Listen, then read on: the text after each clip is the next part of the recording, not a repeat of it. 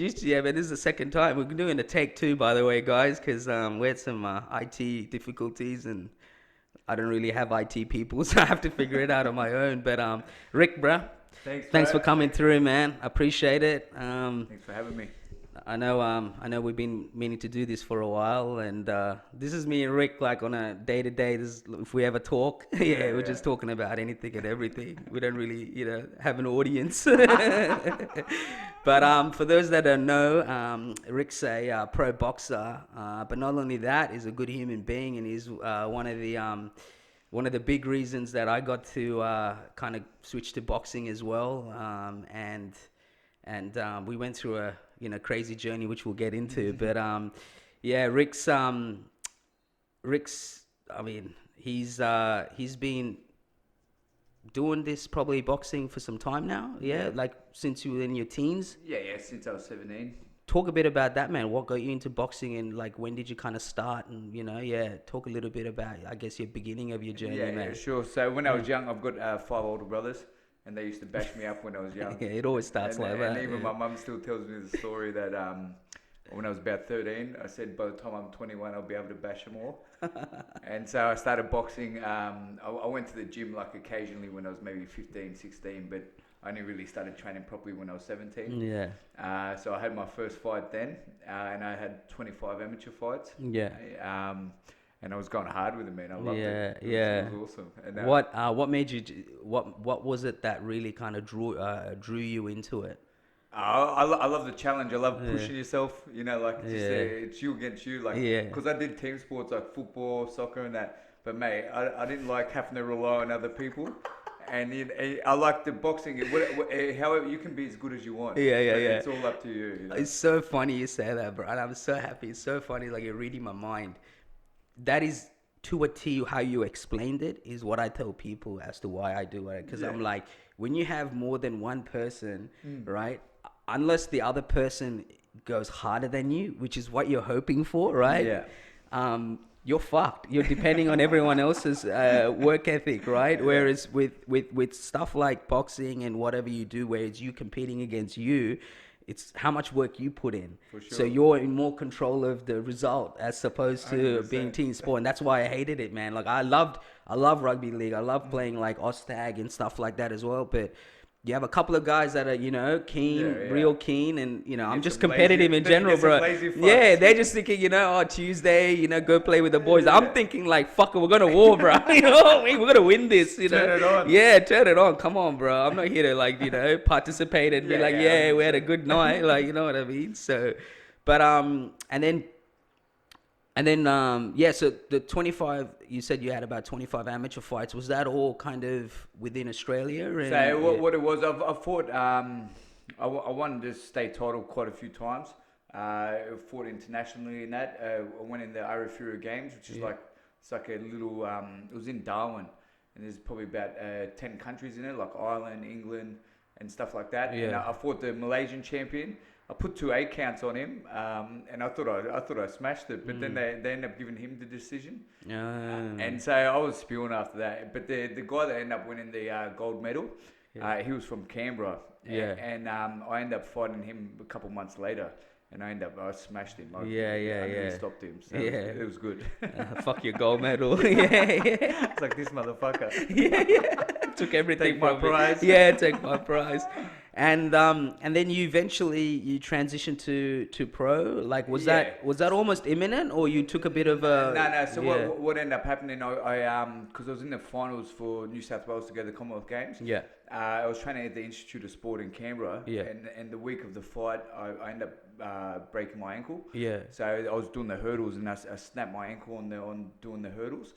And then after that, so I was out of it for ages. So we thought I was going to make it to the Commonwealth Games. That we bought tickets and that. Damn. My parents and so I ended up going just in the audience. And the guy I was supposed to fight, I was looking at. He won a bronze medal. Yeah. He's a mad fighter, but I was spewing after that. So I said, it's either you're going to do it as a career and fully go for it, to be a world champion, or don't even worry. Yeah. And then so I said, stuff it. Like I just wanted to be young. it started drinking, partying, Yeah. meeting girls. Yeah. But then, and then after that, it was almost a thing that it was like I always felt like I still wanted to do it again. And then so I had about 8 years off, and then Shit, 8 years off. yeah, 8 years, man. So like when you say I've been boxing for a while, it's stopping and starting. Yeah. And then I just went on a big world trip, and I was getting fit in Thailand. Yeah. And then I started sparring all the top guys there, and they're like a couple of guys that are in the UFC and that at the moment. And I was doing really well, and everyone's saying, "Fuck, like you're too good not to be fighting." And I said, you know what, I'm gonna go to America and see some of the good gyms over there while I'm fit. And so I did go over there, and then I end up. It didn't happen then, but I made the connection. I trained with Buddy McGirt for 4 months there, and then after that, I went back and had my first fight in America. Probably, I think, a year later. So that was, is that where you were in New York, right? Yeah. Yeah, New York. Yeah. And you had your first fight in America. Yeah. And so that was what, almost, what'd you say it was, 7, 8 years? So And then you obviously got to add the training, like you got back into it, and then you would have obviously had. It's meant so much stopping and starting. Yeah. But it was unreal the way it worked out, because I ended up training with Buddy McGirt for about 4 months. Yeah. And he goes like, stay on, and I'll put you in for a pro fight there. Yeah. So I thought I was gonna do it in that hit. So I got down to junior welter, which is 63 kilos. And I was really fit then. Yeah. And then a guy got really badly injured in the boxing in America, and so they weren't handing out licenses unless you could prove that you had amateur experience. Oh, right. And I had chucked out all my amateur books and that, and they said, well, you can fight as an amateur here, then have a pro fight. I said, no, if I'm going to do it, I want to have a good pro fight. Yeah. So it didn't end up happening, but I got a connection with a guy named Elmo Serrano, who's a really good guy, and I did a week's training with him there as well, and then I ended up going back there. Maybe like I kept going on my travels, so and I thought that was it with the boxing, and then I came home and I started getting fit again, and then I put a video on Facebook, and he ended up messaging me, he goes, "You're looking good, blah blah blah." I said, what's the chances of organising a fight there? And he said, yeah, we can do it, but you got to come over and train for a couple months first. Yeah. So yeah, beautiful. So I ended up going over there, living in Bed-Stuy. Yeah, Bed-Stuy. I lived there for about 5 months. Yeah. And mate, it was unreal. Like I was one of the only white guys training in the gym. And, mate, proper vibes there. And I remember you were telling me a story about when you were doing sprints down the. Tell everyone that story, because I mean that was a. The reason why I thought that was a cool story was because just being in that mind state and being able to experience that leading up to a fight, man, it's what anyone. I mean, I know I dream about shit like that. You know what I mean? So when you told me, it's just like a movie. It's like a Rocky movie to me. It was, man. Like I was there, and it was because it was snowing, and that when I was there, it was freezing. And so I'd go train in the mornings and do either my runs late at night. And so there was one night I was doing the sprints down the Bed-Stuy, down the streets down there, and it's all the brown brick houses, brownstone houses, and there was sort of two dark-skinned guys, and they were riding the gangster bicycles with the high handles, and I just sprinted past them, and they said, "Oh, look at this white boy." And then they started racing me, and so they're sort of chasing me, but like we're running together, I was sprinting, and they're like, "You fast, man, you fast." And then at the end, I finished the sprint, and we end up talking. Yeah. And the two guys are actually good guys. They got my details, and that they end up. They said, whenever you fight, we're gonna come down and watch. So mate, it was good experience like that, like so much random stuff like that. And you enjoy your travels as well, right? Oh man, love it. Yeah. Like, I've been to I think maybe close to 70 countries. 70 countries. Yeah. So that big trip that I did, I was away. I was overseas for 2 years in total. Wow. So, and what were some of the I guess places that stood out for you? Man, I think like South America for sure. Yeah. I loved it. Like I love Brooklyn in New York. Like that whole experience for me was unreal. Yeah. And like even just cruising down, because I learned a fair bit of Spanish when I was there. And I stayed with a family when I first got over there. Yeah, nice. And they couldn't speak a word of English. I couldn't speak a word of Spanish. So at first, you do homeschooling. So you live with them, and you go to the school, a Spanish school, for 4 hours a day. You get a private tutor, Oh, really? and they cook all your meals and everything. And so they it cost me $200 a week, which was nothing. Like Yeah. and so the way you practice your Spanish with them at your meals and stuff like that, so it's like a cool experience. Yeah. And at first I couldn't even converse with them, so it was pretty awkward. Yeah, At first. yeah. So I'm using Google Translate. They're probably in Spanish thinking, "Look at this white boy." Mate, it was the worst thing because I think it was maybe the second or third day, and it was the mother's birthday. Yeah. And so I wrote in Google, did your husband spoil you for your birthday? And it came up, did your husband ruin your birthday in Spanish? and I showed her, and they got so offended. They're like, no. But then They must have think, "Fuck, we're stuck with this guy, bro." But then after that, I ended up coming pretty close with him. And then in the end, the mum was crying and that when When you were leaving and shit, it's crazy, human emotions, bro.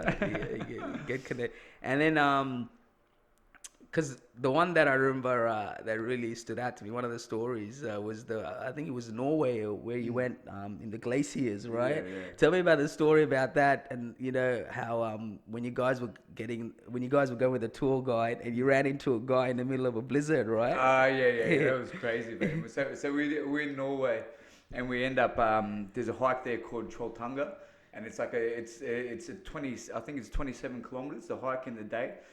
And you normally got to do it in springtime and that, and we were just approaching winter, and it was the second last walk for the whole year, and you can only go when the weather's good, and so it was snowing, and they say, oh, we don't know whether we're going to go or not, and so when we met with the hiking guide the night before, he goes, this is going to be the hardest hike you ever do, and he goes the hardest part is the first 5 kilometers, but he goes, if you can just talk and speak to each other and keep each other distracted and make it past there, you'll be all right. Mate, within 700 meters, no one was talking. I was puffing like you wouldn't believe.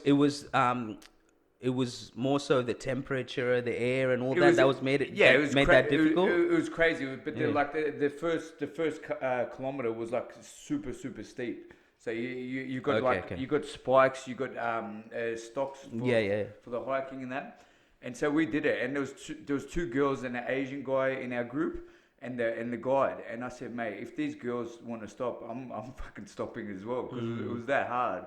And so we ended up powering through, and there was no one else on the track, so we made it. It was about like 15 k's in, and we were going. But the snow was like crazy, man. Like I was surprised they let us go.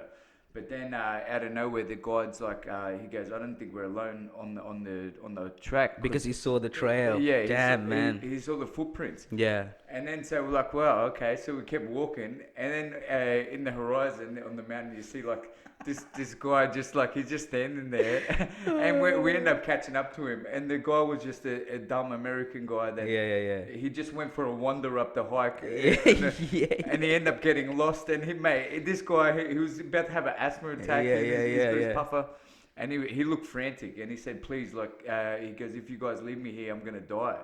And so our guide gave him the spikes, gave him the stocks and that. And then so he ended up joining our group, and it was rescue mission, bro. Little did you know you were on a rescue mission. Man. You must have been thinking, this guy, here I am struggling the first 5 kilometers, now I gotta fucking deal with you. That he decided to wander off. Mate, at the end of the day, the guy's like, he ended up giving the guide and that extra money. But I was like, mate, you were so lucky that we came across you, because he literally would have died there. No one would have seen him, because that was the last. No one goes up there. At that time of year. Anyways. Yeah. So it was crazy. That's crazy, man. Yeah, good fun. It's always no matter where you go, there's drama, right? What do you think? I know that,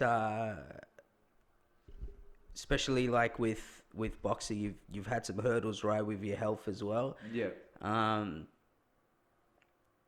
But the one thing that I do, admire about you is your will to kind of surpass it, and recently we've seen you obviously online on a crazy run back to, to where you are now, in shape, ready to fight. And, what do you think?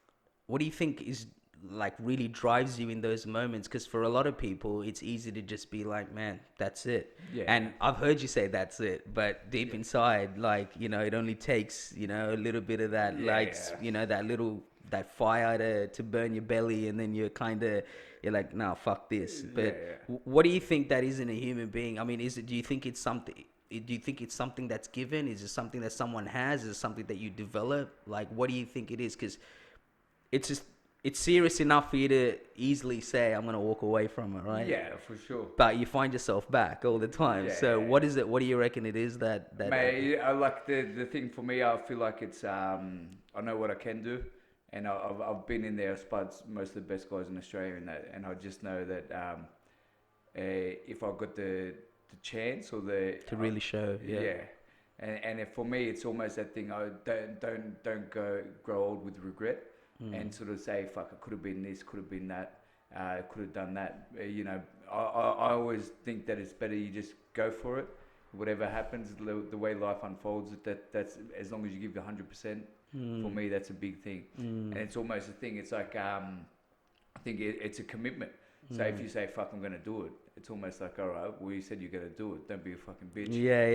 And I said, well, you quit on this, then you're gonna fucking quit on other shit. Yeah. So for me, that's a big thing, and it's like I'm right at that point now, and it happened even before my last fight at the start, because that was like they said like this is your breakthrough fight, and mate, I had that fight, and then after everyone's like, all right, like it's fucking time to get the roll on now, because it was a pretty good card that I fought on. The fight of the night and that. And even Johnny Lewis and that, because I used to train with him when I was young. And he came in the dressing room before the fight. He goes, mate, you're doing what you should have done a long time ago. He goes, fucking go show what you can do, And so for me, it's always been that thing. I'm like, don't be unfulfilled potential. And I always think, I look at some people, I'm like, fuck, like they're just... It's painful. Yeah, it's painful if you don't do it. That's right. And it's almost like I feel obligated that it's something that I've got to do. And there's times, of course, you don't want to do it. Like you think, fuck, I could have an easy life, whatever. But it's almost, it's like it's your mission. So you got to do it. And man, after I finish fighting and that, one day I'm going to open up a gym. So like, and I want to be able to help young guys from like say 15 to 24, whatever, and give them that guidance when they're young, because that's when they need it. And it's like, how can you say, for me personally, how can I say to them, go chase your dreams, go do this, when you didn't do it yourself, when right? I didn't do it. And I would much rather speak from a place of experience than a place of regret. Because I think that's, and for me, it's such a big thing that it's like, all right, well, they need a role model. They need someone that's gonna fucking walk the path before them. And for me, that's sort of like, I feel like that's what I'm doing now. Because otherwise, it rubs off on them the wrong way too, right? And we probably experience that. Like I know myself, like, I come from a background where, my dad and my mum, they were told what they can be, and that's it. You couldn't be anything more, anything, so. You're molded on that. You're molded 100%. On that energy, because that's all they know. So that's all they're ever gonna tell you is this, and then you kind of gonna figure it out, right? So the next generation are gonna be very lucky, because especially for someone like me and people of my, I guess, people of who are kind of in a similar situation, have gone out to find out what they can do just based on how they feel. Like everything that I'm doing now is based on what I've learned that I enjoy doing 100%. From my own experiences. But now you can put them in a better platform, the next generation, right? Like especially like our kids and whatnot will know so much more at a so much more younger age that it's like, oh fuck, I can do this, I can do that. If I want to do this, there's a way to go around doing this, and you know what I mean? So I think it's important to to pass it on, especially if you yourself have done it as well, because you're like, man, I don't want you to be fucking 20 years old and figure out, oh fuck, this is what I wanted to do. It's dangerous if you can figure that shit out at a younger age, you know what I mean? You're like, this is what I really want to do. And then, because it takes time to build towards whatever it is that you're trying to do as well, so. But mate, I think a big thing as well, I think also like just with the boxing, it's like you pretty much got to be committed to doing it, and it's something that it's literally you can't do it as a part-time thing. It's everything. It's your lifestyle, and for me, a big thing is getting the breakthroughs through the boxing. So like when you push yourself, you got to push yourself to limits that most people wouldn't even fucking think about reaching. You know what I mean? Like even you've seen some of the training that we do with Yeah, Wofford, yeah. and it's like the work doesn't start until you're almost at breaking point. That's when the timer goes on, and it's like, okay, well, that's when the real work is, and that's when you're going to find your breakthroughs and get your growth in that. Because it's easy when you're in the comfort zone and you're good at something. That it's like, all right, I've got this. But when you like a fight, man, you've been in a fight. You get hurt. You get boxing is like life on steroids. Yeah. And it translates to it. I mean, it translates back to life. Yeah. Because it does things to your body, your chemicals in your body, the way you think, the way you, like that's how I found like kickboxing. A friend of mine introduced me to it, and that's how this whole journey started. Was because I was like in a bad place, and I was like, man, you put yourself in vulnerable positions. You put yourself in a position to essentially get hurt. You know what I mean? But it's in a position to get embarrassed as well. Yeah, exactly. Like you see all your family and friends and that there. It's like, all right, well, you were a pretender because you say you've been training hard and that, but there's no hiding in the boxing ring, mate. You pretty much. If you cheat in the training of that, it shows. It's gonna show 100%. I mean, and there's no shortcuts. Yeah, and there's definitely no shortcuts with you anyway. But like I mean, my first fight, like my mom, my dad, my uncles, my aunties, everyone was there, man, and I remember losing it. It was a great fight. Don't get me wrong, but I remember that feeling, and I remember that feeling like fuck, like I lost in front of all of them, like 4 rows. Yeah, for me it was big, like first time ever throwing myself into something, right? And I hated that feeling, and I told myself I'm never gonna fucking be in that situation again. And it's just you just learn to train harder, but it's also the company you keep. You know what I mean? Like for those that don't know, like one of my probably best fights, where I felt like I was probably the fittest and the most primed as a human being, like as a person, physically, mentally, emotionally, focus, everything was our training camp, like what we did together when we trained together, like backstory, like I had some issues with my hip, and I'd been doing kickboxing for about 10-11 years, and and lucky enough to train with so many amazing people, and I wasn't done yet, but my hip was just giving up, or my hip flexors anyway, and I rang Rick. Obviously me and Rick have met through mutual strength and conditioning, which we'll get to obviously with Woff, because I think he wants some shine. I told him we're getting on the podcast, so I said, all right, we'll talk about you, but fucking attention seeker. But I hit up Rick and I said, look, I want to do boxing, just tell me what I got to do and I'll follow you, and the hardest thing, and this is what makes him a great human being, or anyone a great human being who does something similar to this, is that you're like, you could say yes to anybody, but your biggest worry is that, is this guy going to waste my time? Yeah. Right? And that's why it was so big for me, because it's like, you could have easily thought that. Well, it's like you rock up and you got to still show your worth. You got to, worth, and that's all someone like me ever wanted, was let me show you my worth, but give me the platform to show you, you know. But man, we had the fight ended up happening first week of April, I think it was, last year, and I hit him up in December, and we didn't really start training till the second week of January, when everything opened up again. And let me fucking tell you, it was fucking hell. Like, it was like, when they talk about driving, and they do those ads, and they're like, the warning signs, and it's not actual warning signs on the road that's telling you you're falling asleep, but it's like, react to your warning signs. It's the same thing. I had all these signs telling me, just turn around and go, bro. Why you want to go through this for? This is just like, there's no reason to go through this for what? But, it was a shock to the system, but it was more just the intensity, the training, than just the the sparring sessions, but it was also, there was beauty behind it, because Yeah, man. you know, you come home and you're like, man, I just went through that and I'm Yeah. fucking still breathing, you know. Yeah, yeah. And then as you know, as you find your feet, it's like each week was like, man, I can't wait for sparring to come around, because like you want to fuck the guy up that fucked you up, you know what I mean? And let me tell you something, I got fucking shattered on for about a month. Shattered on for a month.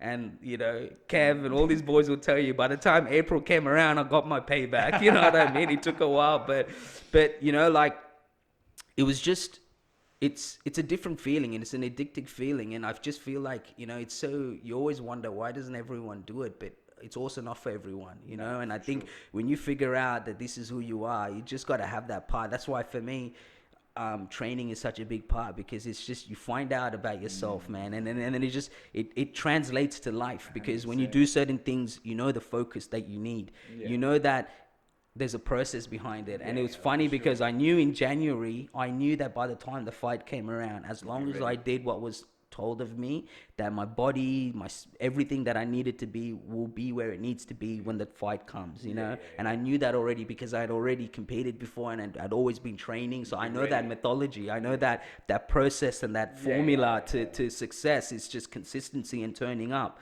you know, and having the right people around you. And I was lucky enough to have the right people around me that actually, you know, wanted to see me do well. And man, we would have some sessions at Rick's place on Saturday. Oh, fuck. Like, I tell ya, like, footwork drills, and it's just, like, snot. Like, I don't even know how I didn't get snot on anybody, but it was like, I'm telling you guys, like, it's like you're in a zoo watching animals just fucking going at each other. Like, that's grunts. Like, there was some grunting going on, but it was killer sessions. And it was funny because it was like, and shout out to Arnold as well, like, you know, and he didn't really pass on this philosophy to me. It was something he passed on to you that you passed on to me. But it was that hitting that brick wall, that wave, and just like, before you know it. And that's how our sparring sessions was. It wasn't no like, hey, ease your way into the first round, second round.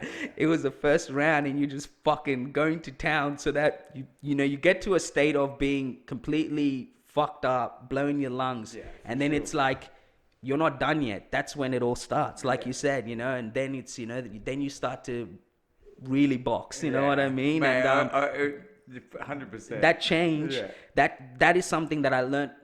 That experience is something that I went through for the first time during that period, and it was just infectious. It was just like, whoa, like, you know. And then it was just like, oh my God, like, you look for those experiences. Like, what else? Like, you know what I mean? And you translate that to life, and that's the beauty of it, is you just find it's the same formula. But it was just seeing that your body could go through that and put your body through it mentally, emotionally, and physically, week in, week out, week out, and it doesn't get easier. You know what I mean? It doesn't get easier. Like, it's funny because the easy bit is right at the end when you're done and you're ready to, you know what I mean? You're like, fuck, I feel good. But I felt like shit for, like, you know what I mean? 8 weeks, I felt like shit, you know? And, man, I'll never forget it, because it was life-changing. It taught me so much about myself, but it just taught me so much about what I'm capable of doing. And then the people around you, and just the sparring and the training, and just it was literally lights out. Like, and I shit you guys not, it was you should be willing to go to the brink that you're gonna pass out. And that's how I felt most sessions. And it wasn't that, oh, we're just pushing ourselves. It's just, when you surround yourself around people with that same mentality, that's what it takes to train with them. And then if you're that person, you're gonna get found out, and you realize that that's the level I got to go to train with them, and vice versa, you know. And you want to be good training partners for them too, right? You don't want to be, you know. So but yeah, man, I'll never forget it. And tell me a little bit about, I mean, you know, we touched on WOF and, you know, strength and conditioning. Talk a little bit about your relationship with him, and like, you know, and I know that component of your training has been like a massive reason to why you know, you're kind of peaking at a very high level, right? So talk a little bit about that relationship, and just the strength and conditioning aspect of it, and how that's kind of changed your dynamic in your game in boxing, you know. Man, I got teed up with WOF because I was training with Rodney at Blacktown, and he was training Lucas Brown, who was at the time was world champ. And so he said, you know, Lucas is doing some strength work with Waffa, who just opened up a gym. He goes, maybe go down and do a couple sessions as well. So I tagged along, and then so we ended up pushing. Mate, it was crazy, the training. And Lucas ended up stopping and doing his own thing. But I stayed with Waff, and I think for the first couple of months, all he did was just try to break me, you know. And it was my body was just absolutely fucked, like all the time, like because I'd never lifted weights properly or anything.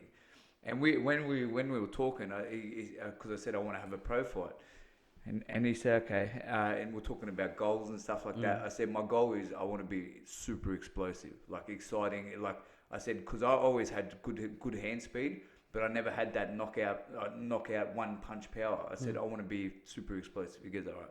And then so we started a journey on doing that. And mate, I was complaining, and my body was fucked all the time. And he said, mate, just trust the process. That's all he used to tell me. Just trust the process. And then we come around just to a couple of weeks, but because the camp was massive, our first camp. And a couple of weeks before the fight, man, we're just fucking flying. Like, because you do your strength slow work. Yeah. And even right now, I'm in my slow phase of my camp. But then you go to explosive with all the medicine ball stuff and stuff like that. And then the next phase is the speed phase. So that's like just pure conditioning and pure speed and reflexes. And when you get to that phase, your whole body just operates at a different level because you've got all the strength work behind you, but you're still fresh and you're fast. And mate, like when I spar, when I'm in that phase, it's you're a next level fighter. It's crazy. Yeah. Like I love it because we went and sparred. Even Woff came down to one of the sparring sessions, and we sparred the Australian pro champion of the weight division below. And we came in and we were flying, and I was landing combos and that.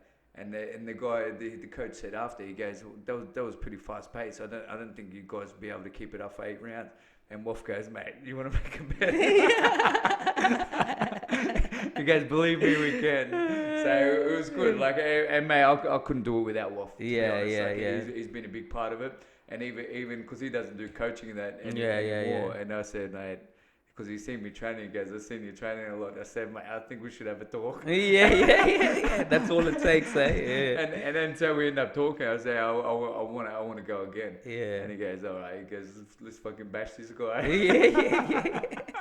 So now like I'm doing all my strength work. I'm in my slow phase now. Yeah. So even the sparring I'm doing, I'm super surprised where I'm at because I'm still got good speed in that now. Yeah. And I'm not even like I'm literally in gear 2 at the moment. Yeah. So I'm excited to when we actually hit those next couple of peaks. Yeah. What it's gonna sure. And even we've been going down and sparred Jeff Fenix fighters and that. Yeah. And like these guys, like some of it, they got good records. You know, they're top guys.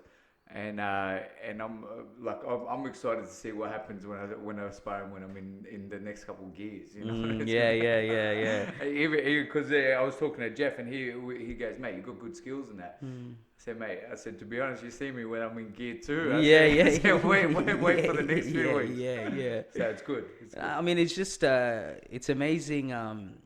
It's amazing how just those little things can just I guess add to, you know, just benefit and take you as an athlete to another level as well, right? Yeah. There's all these missing components, but I mean, you know, I've been lucky enough to be through some of that. I mean, for a while with WAF as well, and it's something else because it's you never realize that you can push your body to that level. Oh, you know what I mean? And it's just, and like you said, like there was to me one of the things that stand out the most. Going into the boxing fight when I was training for it, especially doing my conditioning for it, was like you were talking about how the work doesn't even start, you know, like at the start, like it's when you're fucked up. Yeah, when you're red, you know. And I remember I was doing the ski, it was 7 rounds, and there's a video of this actually. There's a video of you on my left hand side and Woff's on the right hand side, and I'm doing the ski, and he fucking yelling, And I just remember there was a moment where you were coming in to do your session, and I was finishing up, and I was just sitting there on the bench, and I'm just like, and you just walk in, and I'm just breathing heavy, and Rick just kind of looks at me, and he just starts fucking cracking up. He just starts giggling to himself, and I just remember I was like, fuck, it's just, when someone has been through it, and it's just, you walked in, and you just looked at me, and you just smiled because you knew exactly where I was at that moment, what I was thinking, what I was feeling, and to be honest, man, that's really what gave me confidence, because it was just like, once you start to get that idea that, oh man, every time I'm fucked, I'm just gonna keep pushing myself, 100%. And eventually it's just gonna, that whole feeling of I'm fucked is gonna plateau, and you're just gonna come to this level of, zen, where you're just like, man, like I'm in this. It's a scary thing, because you're like, man, like now it just opens up all this potential of what you can do, not just in boxing, but in general. Yeah. You're like, when, and that's really how I look at, even with what I'm doing, is that there's way more fucking hurdles than the smooth road. But I always keep that philosophy in my head that that's exactly how it should be. If it's not that way, then it's not gonna work out the way you want it to be. It's not gonna feel as good. I tell you what I love. It's even a couple of sessions that I've done with Wolf. It's like, because sometimes when you know how far you're going to go or whatever, you can almost pace yourself a little bit. Yeah. But some of the sessions we've done, it's like you go into no man's land. And it's almost like you're lost, because you just got to fucking keep going. And then you're like, I don't know how long this is going to last for. But it's just, you just have to make peace with it and accept it and just say, fuck it. Like, whatever it is, like whatever's coming, I can handle it.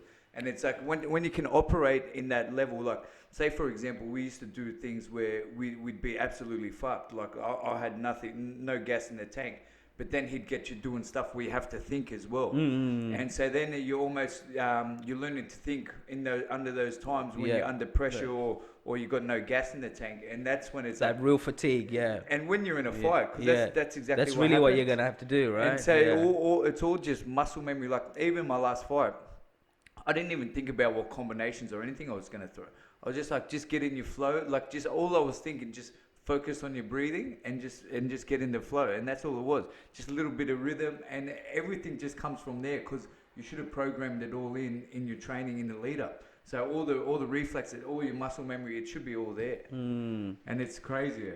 And what's kind of your plan now, man, going into the future? You just obviously, it's crazy times, right? So there's no promotions and whatnot, but just looking at your training and whatnot, like you look like you're in a really good space, and I feel good, man. Like I was gonna fight in October on one of the big cards, but none of it's going ahead now because of COVID. So I'm pretty much like I want to get that Australian title. So for me, it's just I reckon one more fight, and then that would be the ultimate goal. But for me now, it's pretty much one fight at a time. So, so just see how it goes, eh? Like my goal is I want a big fight on one of the big cards, just with everyone there, all my friends and family. Like just get that energy. Like my last fight at the start was unreal. I got to watch it online, but like it was because I went to Star for the corporate fighter. So when I was in there, I was like, oh man, Rick fought here, like, because it was a similar setup. When I was watching your fight, the way you walked out and walked to the ring, I was like, man, this is unreal. Like, I was like, man, like, the thought of him just being able to fight here will be just unreal. It's like you can make it a really good night, especially if you get the W as well. It'll be a great night. You know what I loved the best about at the start, because it was on Foxtel and that. So pretty much you're down underneath in the change rooms. And then they call you, like, and they say, all right, and so you go up, so it's like a quiet walk down a hallway, and then you go into an elevator, and then you just feel the energy, and they come put you in a holding room before, and so you're watching the fights on TV, and then it's like, all right, they're doing the countdown, and they're like, all right, they're coming to get you in 2 minutes. And then everyone's like, fuck it, all right, it's time. Yeah. It's funny, so that from the moment they let you know to the moment that you're about to walk out, you probably go through so many different emotions. It's Yeah. such a G-up. And that was a good thing. That's when Johnny Lewis... That's some Rocky shit right there, bro. That's when Johnny Lewis came in the room last Oh, time. okay. Yeah. And he came in and he said that, and everyone was just watching, and they're like... He walked out. He's like, everyone goes, "Fuck! If you ever wanted a G up, that's it." You know? And everyone's like, "Let's do it." Yeah. And then you pretty much do the walk by yourself because they separate the trainers. Yeah. And then the fighter goes to the thing. Then you get all the music and that, and you go down. Yeah. I remember because I know this because you walked out to Weekend. Yeah. But I remember you had a big smile on your face, and I was just like, I remember watching that. I remember seeing you at the top of the stage. You just like, and that smile was like, man, how fucking hectic is this? Like, this is so cool. And man, that's the confidence that rubbed off on me too. It's just and I mean, I know me and Waff, we've spoken about it a lot. Like, and he used an example as well. It's just when he goes, if you looked at Rick at his weigh-ins, he was just fucking smiling, laughing, fucking clapping, and that's a sign of someone that's confident and that they've done all the work, and and that rubbed off on me, and I felt that too, in the sense just being around you and knowing you've done the work. There's a feeling about that. The confidence is not overconfident. It's just I've done all the work. And tell me a little bit about your relationship with Arnold as well, man. I think that's pretty special. You guys have been working together for some time now as well, right? The little sensei, Yoda, Master Yoda. That's right. Yeah. Tell me, because he's just. He's a special bloke too. Like, he's a funny man, but when when you get to spend some time with him, he's a pretty he's a bit of a philosopher as well, right? Sure, so like, tell me a bit about how much he's kind of done to your boxing, and taking you, I guess, to kind of the heights that you feel like you're at now, because I'm sure it's a big influence. Yeah, right? yeah, man, 100%. I think I always say, if I had the team that I have now when I was young, fuck, man, we would have been... World's your oyster. 100%. Like, the stuff that I'm... Like, every day I'm still learning. And it's there's little tricks and stuff, and it's mad because I'm still getting those little breakthroughs, and Arnold has been a major part of that. Like, he just has taught me about, just like I said to you before, I remember when we were prepping for the last fight, and I was sparring one of the top guys who was an OPBF champion, and we were doing good in the spars. Like, and he goes, you just seem like you're just holding back that little bit because you're afraid of getting tired. And that's exactly what I felt inside, like, because I was doing good in that. And then he goes, just let yourself go. And he goes, that's where the magic happens when you're tired, and you just keep pushing, keep punching. He goes, don't worry about looking pretty. He goes, just keep going. And he goes, I promise you, that's where the magic happens. And then so I'm like, all right. And so the next spar we did with the guy, I just said, stuff it. I'm going for it. And that breakthrough then, because the guy pretty much quit. Like, he didn't quit, but he was I was putting the pressure on big time. Yeah. And I got out, and for me, that was such a big thing. Like, that has always stuck with me, because when you're tired and that's you just got to push through that point. That's when the magic happens. Yeah, which is exactly what you passed on to me.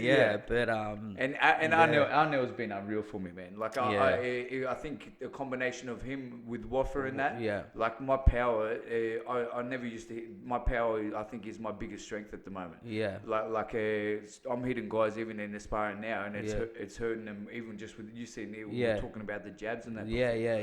And it's I think a lot of it has to do with him and teaching me how to connect with the punches properly and stuff like that. It's funny how, like, everything's kind of gonna has to kind of align as well, in the sense that, like, mentally you got to be in a good place, your strength and conditioning, then your philosophy and how you kind of bring yourself to the table, like, the ring, like, holistic. All that's allowing for you to be able to kind of unleash your full potential, right? And I think obviously I've been lucky enough to train with Waff a few times, and that's the flip side. What I found advantage was that there's the life philosophy, right?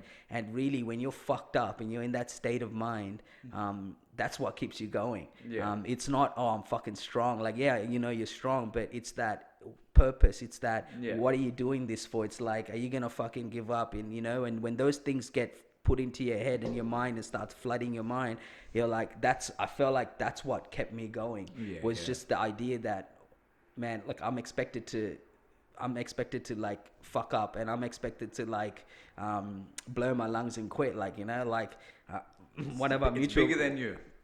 exactly. And that's what I always said, like there may be things that I didn't do I didn't get to do at the highest of levels, but even like say with Waff trying to break me, like our mutual, one of our mutual friends, he came and told me once, like, him and Waff were having a chat, and he's saying, I've been trying to break Jay, and and whatever, because that's how I feel. It's like, if I fuck up and if I quit, then that's what's expected. Yeah. And that scares me. Yeah. And I think for me, like, that fear is something that drives me to be better, because if I don't have that fear, Yeah. then it's like, what am I here for? But it's that fear. Like, it's like when I train with you, there's a level of standard, and that's what it was for me. Yeah. It was just that level of standard, that expectation. It's like, I don't want to fuck up that bar that's being set here, because you don't want to embarrass yourself, number one, but number two, like, people are expecting you to be at that level, you know what I mean? And sure. and that fear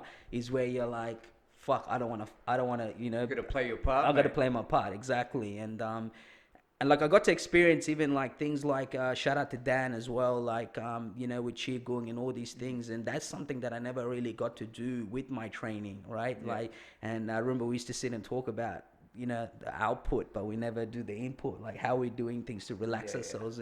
And I felt like that took me to a next level, physically, emotionally, and just in terms of just how I felt. Because when you're just training on a regular, it's easy to be clouded, right? You get lost in it, and I remember the first time we did it, or the second time we did it, it was maybe about 3 or 4 weeks out of the fight, and I remember doing it, and I remember opening my eyes, that right at the end when we like kind of do a bit of meditation and whatnot. And I remember just smiling at you, because I was just like, man, this is going to be fucking good. Like, like I felt good, and I was like, man, like we're going to fuck shit up. Like, Yeah. And that's when I realized, like, there's so many elements. And this is what I told people as well, is like, when you say you're relaxed, or when you say I'm thinking, I'm like, man, there's levels to this. Like, you got to go and experience it. There's levels to this, like, you think you're relaxed, but you don't realize how relaxed you can be, where you're like, you're so sure of what you're doing, and that's how I felt. I felt so sure that I was doing everything that I should be doing, and that's a scary. Walk in the path, mate. And man, I got to commend you, because it'll always stand out to me, and I'm sure those days aren't done, but like to me that was one of the greatest periods, because it was just how good is it? it was just man, like, that's what I mean. Like, when people say money doesn't fucking, trust me, it doesn't. There's some other happiness out there, man, like that is just, you got to experience it to believe it. And it's something that I know that I'll die one day, and there's a lot of people that will never know how that feels, and I know how that feels, and that's what I tell even my cousins and my family, all like to muck around. I'm like, man, anyone can throw a jab and a cross. Do that 6 days a week, along with everything else, in and out, right? Fucking, I'm telling you right now, half you motherfuckers are gonna buckle. I know this already. Because I know you guys. You're all shit talkers, bro.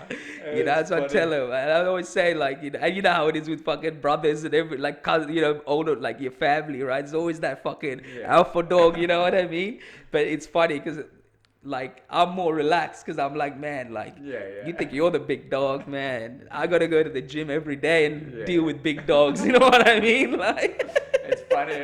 And that changes your mentality. That affects your ego, right? And that affects your body, your mind, and how you think, and how you process, and how you deal with people. And it goes back to what you were saying, just boxing and life is so parallel than that people think. It's not about getting hit, and it's not about the violence. It's what you need to put your body through. And I think anyone should find a way you just put your body through absolute fear and vulnerability, and you'll be surprised 100%. what comes out of it, man.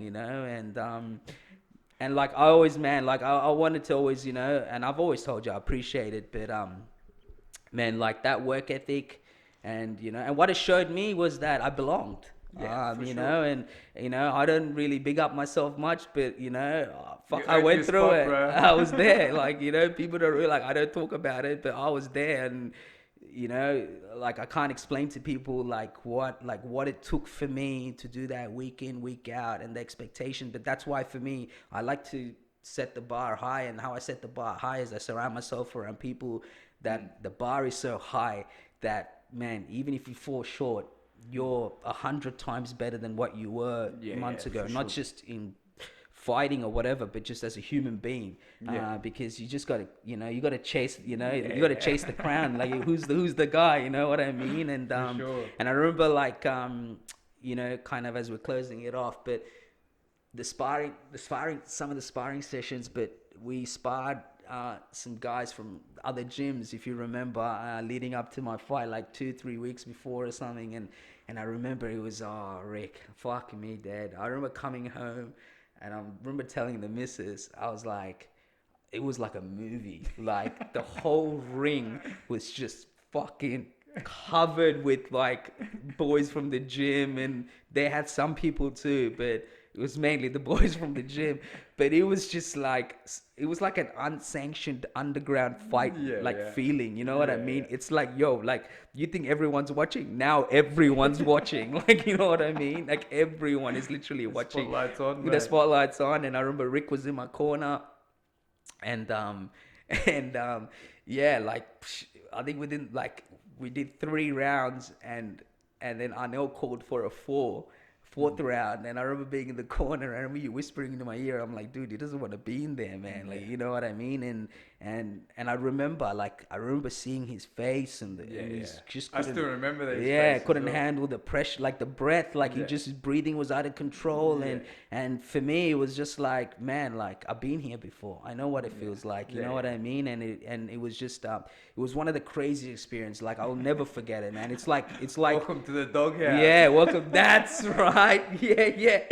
Even better, the tagline, literally the tagline. I remember Rick, and I remember this because I was sitting there, like, trying to get my breath back, and then Rick's there with a water bottle and a little towel over his shoulder, like an old school trainer, and he was just like, he just yells out, "Welcome to the doghouse." And I remember this because I was giggling to myself mentally. I couldn't even giggle because I was trying to get my breath back. But I remember laughing to myself. I'm like, this is fucking hectic. How good is this? Like, welcome to the doghouse. That's literally how it felt. It was just like, kill or be killed. These It guys, was, you know what I mean? And man, I'll never. I love seeing that, but because I've been Yeah, to it, plenty of times. Yeah, so you can see when other people are in it, yeah, yeah, and yeah, you can see some people. You see your face, you committed to being in there. yeah, You're like, yeah, fuck it, whatever we're gonna do, we're yeah, gonna do it. yeah. The other guy wasn't committed to Yeah, being yeah, in there, yeah, yeah, and he yeah. was looking, going, fuck, I'm fucked. Yeah. And so that's why I said it, because it's almost like, oh, it's a fucking, you're gonna be in here, it's kill or be killed. Yeah, yeah. So and he was scared, so it was almost like it was a mental cop out as well. Yeah, for him, yeah, 'cause yeah. He's like, he's like, fuck. Yeah. Because I remember the first round, he came all like, stylistically, quick feet zipping, Yeah. throwing the jabs and moving around. And I just thought, you know what, walk forward. Yeah. Let's see what happens mow him down. let's see what happens when the brick wall hits. Yeah. And once the brick wall hit, the difference was that one was willing to still go and the other wasn't. And that just comes back to the training, and it comes back to the people that have trained, that trained me, in the mentality. And man, I'll never forget it. And there's plenty more, there's plenty more, like, We'll have a few more stories, mate. memories to make. But man, I wish you nothing but the best, man. Honestly, I can't even. I mean, I could go on and on and on and on, but it's just your character. You just, inside and outside the ring. But just, it's just funny because you've got such a humble nature, but you're fucking ferocious as well. Really ferocious. I mean, it's just crazy how there's different switches, and for sure. and it's beautiful, because when you got to be that animal, when you got to be that person, you just, you that's what's required. But it's, I mean, I remember I remember as well. Like, I'm just going down memory lane, but only Yeah. because it was just stands out to me. Even after my fight, I remember coming to the corner and you were laughing at me because you just saw saliva like on the Yeah. thing, and you just knew like that you You went to mongrel. I that remember, state. yeah, you're like you mongrel. I remember saying, yeah, I remember hearing that you're just like you mongrel, and then I was like, man, I was like waited all night for this, Rick. Like literally, I didn't want to be the last fight. It ended up being the last fight, so I was Yeah. just sitting there waiting for the whole fucking. But man, like I mean, it's amazing. It's amazing that that you have that team now as well, with, Yeah. like with Wolf, with Arnold, and I just think that it almost seems like you've got all the bases covered now, For you know, sure. and that's kind of gonna even take you to a level that you're gonna one day look back and think, "Fuck, I can't believe that I could Yeah. even," you know, Man, I just, for me, the thing, I just want that platform, yeah, a big fight. That's all I need, just a platform. And I got no problem fighting anyone in Australia, any yeah. welterweight in Which Australia. takes me to my question, kind of, is that I know we touched on it a little bit, but with boxing in general, you know, there's a lot of flaws in the system here, you Yeah. know, and what do you think it takes for that level of boxing to kind of go to what it needs to in Australian sport? Because it's something that you mentioned. Just obviously, it's well known, right? The difference between us and America is just like It's crazy. we're not even in the same conversation, Yeah. right? So what do you think in terms of Australian boxing? Because that for it to go to the standard that it should set with generally Yeah, for competitive, sure. like I feel like we need to be competitive locally and nationally Yeah. before internationally, Mate, right? So you know the problem, and it's ruined Australian boxing, was that the best guys stopped fighting each other. So they started calling out easy fights just to get their record up, and they look good. So you get guys that are like 20-0 or whatever it is, like 15-0, but they've fought nobody. They haven't fought the best guys in the country, and I think that's exactly where the Australian boxing went wrong. I think what it needs to get back to that stage, and I think it's starting to happen because there's a good new crop of Aussie fighters yeah, coming yeah. through. And it's like they got to have the balls to fight each other and just see who the top dog is in the country. And it's pretty much just don't avoid each other. It's like, man, I still remember when I was young, my memories of watching boxing on Foxtel and the Aussie guys, I think it was Nader Hamden and this Greek guy fighting. And it was an absolute war, man. And it was like, it was the best was fighting the best in the country. And that's what it takes for it to get To the yeah. push the standard up as That's well, right, right? And the expectation. and that's why I said if any fights now that I have, I'll just make sure that I pick a fucking hard guy, that one that I'm pretty much gonna look like the underdog in, because it actually elevate. If I take that, it's me stepping up and taking that level. You know what I mean? Like it's I take his power, whereas say normally people just avoid each other, and it's most people they go to the fights and you know who's going to win in Australia because it's just they pick the easy fights. But what it needs is 50-50 fights, and I think now it's starting to happen. I think even internationally, like even if you look at some of the best boxers in the world, right? Your Spencers, your Crawfords, your you know, even whether it's heavyweights or even if it's you know, your Lomachenko's, all these guys. But I feel like and I don't know if it's just something this, but I know that with the UFC, that was kind of built around what wasn't great about boxing, especially Dana White being in boxing in the early days. He was saying that the best fighters didn't fight the best fighters, and That's hence right. why the UFC had that ranking system. Yeah. And if you're a top 5 fighter, you're fighting the top 5 fighter. That's You know right. what I mean? And whereas boxing, it's like a top ranked fighter is fighting 11th ranked fighter. You already know what's going to happen, right? That's right. But now I think that's kind of changed the standard. And you're starting to see the best boxers call out the best boxers because, like you said, you want to know who the top dog is, Yeah. right? Like, For you know, sure. like because it's so easy to have a hectic record, right? And people are gonna blemish that record because they're gonna be like, well, he's only really fought really two guys maybe That's right. out of that 20, 30 fights, Yeah. right? And I think the standard, you're right. Like I think the standard gets better, and the expectation of coming through when you're 14, 15, 16, 17, coming through the juniors, the amateurs, and whatnot. You want to look up and be like, that's the standard. Yeah. That's what I like. That's how I should be. Yeah, If yeah, I, for you know what sure. I mean, get to that point. That's kind of should be my mentality, and that's how I should be Yeah. fighting, or that's the standard that's required of me, Yeah, right? yeah, yeah. because that's yeah. Like I just feel like yeah. There's a few flaws, but like you said, I think it is changing. I think the best fighters do want to fight the best fighters Mate, now. and if You if know. I end up promoting any fights in the future, which I probably will, I'll make sure the fights are 50-50 fights. So Yeah, it's yeah, like yeah, people want to watch it because yeah, it's entertaining. You go in there like yeah. fuck this. He's gonna have to work hard for this one, you know. What fight stands out for you the most, bro?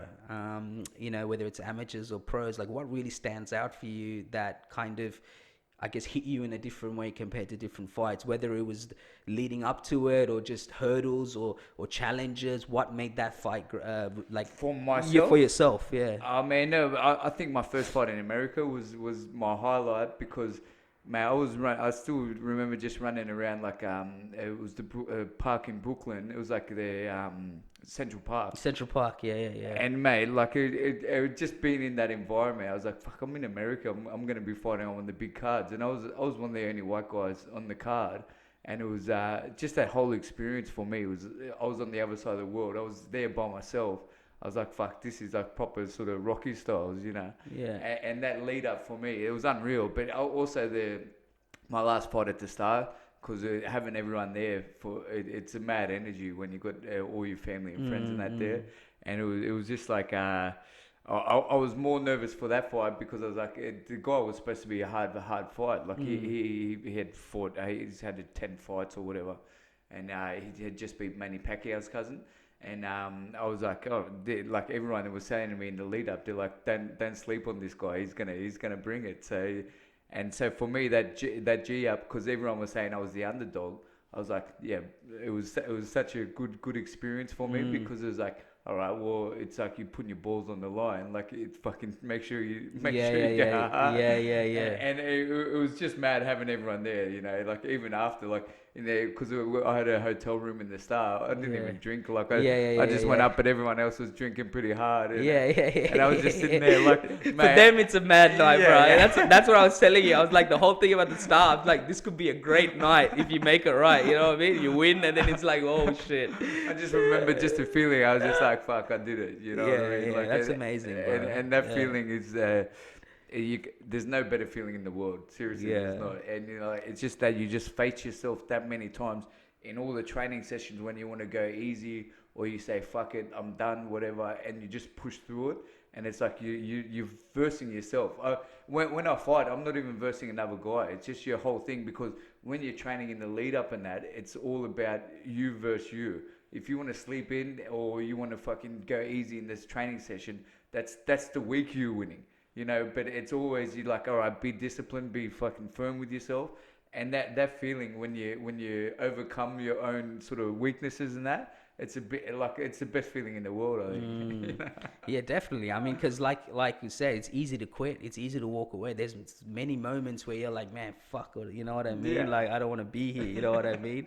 And so it's easy. It's the easy way out. But again, that's why I say it's not made for everybody. And but it's something that I feel like everyone should put themselves through. It doesn't have to be boxing, but just put yourself through very uncomfortable situations, and you find out some crazy shit about yourself. Hey, you're like, that's why it's just and I mean, you tend to have a very spiritual side to you as well, man, which I am very like. And when I met you, like, obviously I knew about you, and like if you're talking about little folk call stories, like I never ran into you. Like, even when I was at next level and I was training with WAF, I always knew about you, but I never trained with you, never saw you there. But there was obviously that that you were held to a very high standard. And then obviously, we got to finally kind of train together and stuff. And then I was like, oh, well, fuck, now I'm training with him, and, but when we kind of got to know each other, like you have this very spiritual, very like, it's almost very low key kind of life, in the sense of just how you kind of move, and it's very like I was very drawn to, because I'm very similar in that sense, just philosophies and whatnot. Where does that side come from? Like, is it something that you always kind of was always in you, or is it something that you've just kind of through life's lessons you kind of went down that path? But I find that you have this very spiritual, very spirited side of how you we've done yoga sessions, some Yeah, painful yoga sessions yeah, together, if you remember, and like, after training. And so I got to experience that side of you as well, which a lot of people probably don't ever get to, but it's because that aspect of my life is very strong. And so when you introduced me to things like Qigong and all these things, it resonated with me because it's what I think my energy and my presence is about that. But how about yourself, man? Like, where does that come from? Because that's a side of you that I don't know if a lot of people get to see, but I got to experience it, and I thought it was, I talk about that mirror, right? The switches, So where does that come from?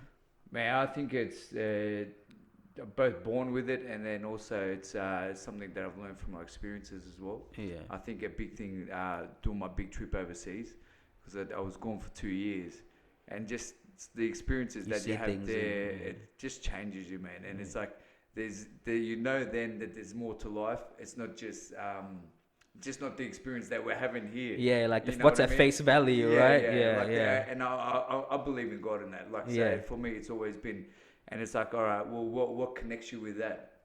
And that's why a big thing for me is the boxing. It's the best way I know how to. Like, say for example, meditation and that. But the boxing for me is what connects me with my spirit. And mate, like, I've been through times where when you're fully connected, your mind, your body, and your spirit, you become a different beast. And there's like, it's the power that you unlock by doing that. And it's always been fascinating for me, because I know I've seen other people do it as well, but there's something magic to it. You think about any of the high level, like, say, some of the greatest sports people in the world, and that they've all been spiritual, right? And it's just that belief that it's something connected, it's higher, it's bigger than them. And I'm a big believer that it's not just us here. Like, there's a bigger presence in that. And if you learn how to connect with that force, then that's when you scary. It's scary, bro. I shit myself when I because it's And for me, it's also that's one reason why I fucking love the boxing, because it helps me connect with allows you to, and it's the way. And I know that I've got to break through my self here to get to that level, and it's fucking so hard, but when you actually do it, the connection and the fulfillment is unbelievable. Yeah, I mean, it's and I mean, that's what that's what it taught me, bro. Like, especially like when we did Qigong and stuff, I realized that a lot of this doubt or this thing, it was just it infiltrated my mind because of just fatigue or tiredness or whatever. But what that taught me was that there was a higher level that is just as important as turning up to training or turning up and doing what you're doing every day. Even more so, exactly. And that's when I realized that, man, like, I'm putting in all the work. I just gotta kind of sit back and appreciate what I'm doing, and all those things matter, because that makes up the whole kind of facade of who you are, right? And you get the best result, and that's why I realized, like, and not that I never knew before, but more so now, is it just the recovery aspect and how important it was, not just the stretching or whatever, but just for your mental, especially, like I said, you week in, week out, day in, day 100%. Out, and also depending on your situation, there's probably sacrifices and things you got to make, for right? Sure. In order to do it. But you think about it, right? Like, say your life is just say it's a wheel, like just like a bicycle, and there's the spokes. Like, say your training is one, recovery is one, like eating's another. All that. If one of those spokes are like, if one of them are off or broken, the wheel's gonna exactly affect. And say like, you to do it, you got to work in perfect, like, try to get the balance. And not many people can do it. I haven't, like, I do it at times, and I'm like, fuck, this is the best. It's flowing. But then other times, like, it's funny, and I'm glad you said that. Because I think you do it at times, and and then you think that state of mind is just gonna stay with you, and it doesn't, right? Yeah, bro. That's why I hit up like that. I'm like, yo, I need to come back. Like, you know what I mean? Because, like, you feel that and you accept it, and you're like, wow, I feel great, and you're just thinking, this is just how I need to feel. That's right. But you can't just feel like this, right? Because your body is just, you're gonna go back to the normality. Like it's like when, when I went away, or when I took the year off last year from work and everything, and I was just to myself, and I just disconnected myself from society for a while, and just building things and trying to figure out, okay, what's my next, and all that. And I came back, and I realized when I got back to the workforce, and then now I'm even more busy, right? Because now I've got two things I'm trying to balance, and I'm never gonna give up training, so I'm always training and stuff. And then I realized how quickly you can go to that state of mind of everything is just bam, bam, bam, bam, bam. Because for a whole year it wasn't like that. And I was thinking, this is just how this is how I should be thinking, this is how I should be. This now I know. And then before you know it, you lose touch of it, and you realize that it's just like turning up to training and being consistent. You got to be consistent with that aspect of your life as well. Because it just so easily just goes, and you're like, man. And then when you do it, you're like, fuck, I love this. You know what I mean? Like, what's wrong with me? Like, you know what I mean? Like, I should be doing this. Sweet spot. Yeah, you get that sweet spot, man, like you said. But man, like I said, we could keep going on and on, but man, I appreciate you coming through, bro, and I appreciate what you've done for me so far, and with the boxing, and that's it, man, and and there's many more memories to make, and I'm sure we'll sit down and we'll chat again in some time in the future. And hopefully it's maybe a post-fight breakdown, which I'll make it into a thing as long as you're fighting. I'll make it we'll make sure that you come every time you fight, so we can sit and talk about it.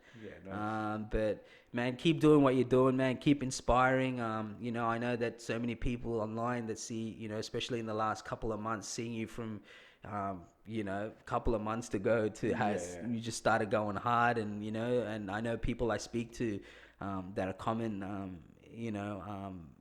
have raised it, raised it and said, look how hard Ricky's going, and just keep doing your thing, man. And I just can't wait to see you back in the ring, because I know that for you to do what you're doing, you have to persevere, because there's some hurdles there for you, like we touched on it with your health and whatnot, that's always held you back. But the one thing I know about you is you persevere, and that's it's an infectious thing, and it's something that I can always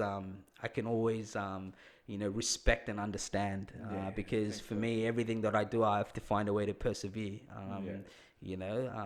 just in general. Thanks, brother.